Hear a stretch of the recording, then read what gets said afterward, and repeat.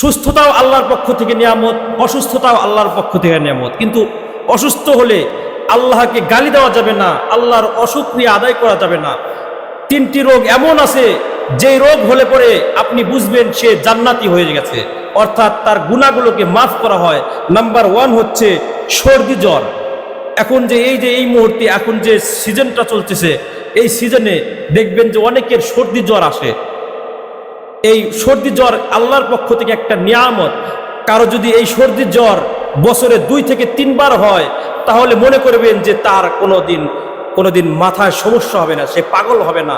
কি জন্য হবে না? বিজ্ঞান বলছে যখন মানুষের ঠান্ডা লাগে, যখন মানুষের সর্দি হয়, যখন ঠান্ডা লাগে, যখন মাথার যে ব্রেন আছে, ব্রেনের আশেপাশে যে ময়লাগুলো জমে, সেই ময়লাগুলো এই নাকের মাধ্যমে, ময়লার মাধ্যমে বের হয়ে যায়। সুবহানাল্লাহ। এজন্য যখন এই সর্দি জ্বর আসবে তখন এটা নিয়ামত ভাববেন। নাম্বার 2 হচ্ছে চুলকানি। এই চুলকানি যার হবে, এটা মনে করা রাখবে আল্লাহর পক্ষ থেকে একটা নিয়ামত, এটা নিয়ামত স্বরূপ আসছে। এটা কোনো আল্লাহকে গালি দেওয়া যাবে না। কিন্তু আজকের সমাজে দেখা যায় এই চুলকানিটা কীরকম, আমাদের শরীরে চুলকানি না হলেও আমাদের ভিতরে চুলকানি হয়।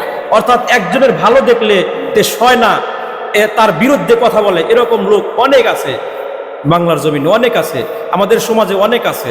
তো নাম্বার 2 হলো চুলকানি। চুলকানি যদি হয় তাহলে মনে করবেন যে এটা জান্নাতি একটা রোগ। নাম্বার 3 হচ্ছে চোখ ওঠা। আমাদের গ্রাম্য ভাষায় যেটা বলে, এটা চোখ উদায়, অর্থাৎ চোখ উদায় যায়। এই যে চোখ উদায়, এই যে চোখ উঠে, অর্থাৎ এটাও বান্দার জন্য আল্লাহর পক্ষ থেকে এটাও একটা নিয়ামত। কি জন্য নিয়ামত? বিজ্ঞান বলছে যখন মানুষের চোখ ওঠে, চোখ থেকে যে কেতর বের হয়, এই ময়লাগুলো বের হয়ে যায়, চোখের ভিতরে যত ধুলাবালু ঢোকে, আমাদের দৈনন্দিন কাজে যত ধুলাবালু এই চোখের মধ্যে ঢোকে, এই চোখের মধ্য থেকে এই ধুলাগুলো বের হয়ে যায়। সুবহানাল্লাহ। এজন্য 3টি রোগ হলে, এই 3টি রোগ হলে আমরা আল্লাহকে গালি দেব না, এটা নিয়ামত স্বরূপ আমরা গ্রহণ করব।